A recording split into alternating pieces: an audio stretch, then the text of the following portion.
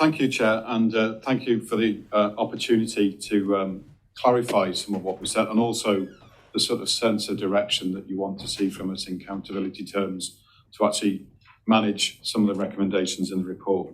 I do think it's really important today, in light of some of the political and media reaction to the findings of the South Omagh review, that my opening remarks in this accountability meeting build upon the briefing that, as you say, Chair, we gave you on the 5th of July to provide further clarification on our decision-making to date and our intent going forwards to draw a line under some of the interpretation of our findings.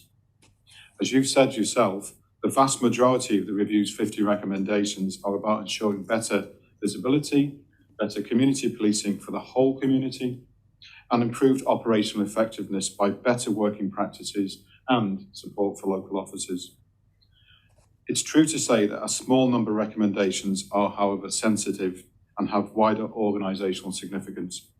Such issues inevitably have attracted commentary. There is no doubt that issues about respectfully treating memorials in particular have been difficult, and we're at pains to recognise from the outset, that, including at the community event, how important this was when we addressed this matter head on Tuesday. I want to take this opportunity to set the record straight on what was and what has not been agreed, and I hope that this will provide clarity and assurance to you and others going forwards and calm some of the rhetoric. What is absolutely not true is that all the recommendations are a fait accompli, and Mark may be able to put detail to this later. We're at the starting gates, and the review report is an original document, which is important to stress in governance terms, we received as a senior team from someone else, and we now need to process within tried and trusted arrangements and procedures internally and with yourselves. This will inform the development of the policing approach going forward, which, as we agreed in the minutes of our own meeting earlier this year, will be prioritised by Mark as the Deputy Chief Constable. I want to assure you that decision-making at all times will be measured, considered and accountable to this board. You will recall that the board was briefed and all members received copies of the report at the beginning of July. A community stakeholder briefing took place on Tuesday of this week, at which point the report was published for the first time. At the event, which was attended by local political parties, I outlined a number of qualifications to the report and offered those present an opportunity to hear firsthand our thinking, ideas and proposals for the sake of the community and also for the sake of those who lost loved ones policing this part of the country. On each of these occasions, I've explained that there are aspects of the report which are not given, and it's important that despite the unhelpful rhetoric from some quarters, there is no misunderstanding on a number of critical issues. So firstly, in relation to memorials, we are not removing memorials and never have been. We will not be progressing this element of recommendation 6. However, with police station closure and redevelopment comes an inevitable requirement to consider how best to manage the transition of memorials and honour our fallen colleagues. When this time comes, this will be handled properly and with sensitivity, with full consultation with the families of those who were murdered delivering policing in South Omagh.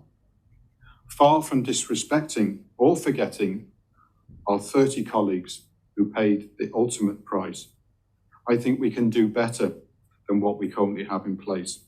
And over the horizon, plans for a new police museum may reflect this. In terms of cross-border policing, let me be categorically clear on this issue. Wording within the report has been misunderstood. Neither the review nor the police service at any time has considered or envisaged all island policing structures and joint day-to-day patrolling. Recommendations 45 to 49 relate to cross-border arrangements and seek to ensure better and more effective real-time communication and collaboration with our colleagues in An Garda Síochána. What was envisaged was modelled on established local structures which work well under the already existing joint agency task force arrangements in tackling serious and organised crime. The proposal is for this model to be adapted to everyday crime prevention, such as burglary, theft, drug supply, and also road safety issues, which are packed upon the lives of people living on both sides of the border. This is merely a practical approach to effectively tackling crime, bringing offenders to justice, and improving community safety. Accountability structures infer nothing more than better collaboration and consistency at a local level on shared and mutually agreed operational priorities. The idea of hot pursuit that was proposed in limited and carefully defined circumstances only, in any case, we recognise would require governmental and wider political support to take forwards. In terms of officer safety, and noting the Federation in the meeting today, internally, officer morale, safety and support remain paramount. Ideas in the report were shaped to reflect the views of local Federation representatives to ensure they and the workforce had a local voice too. Officer safety will not be compromised on my watch.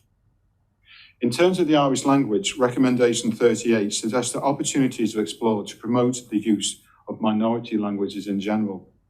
Any agreed progress requires a legislative framework in lockstep with the wider public sector. Until then, this proposal remains dormant. In relation to training and development, commentary has arisen around Recommendation 43, particularly in relation to external community input. It's worth stressing it's not unusual for us to obtain inputs from outside the organisation, and in fact there are clear benefits in doing so, particularly in an area where training was neglected and historic trust and confidence issues have arisen.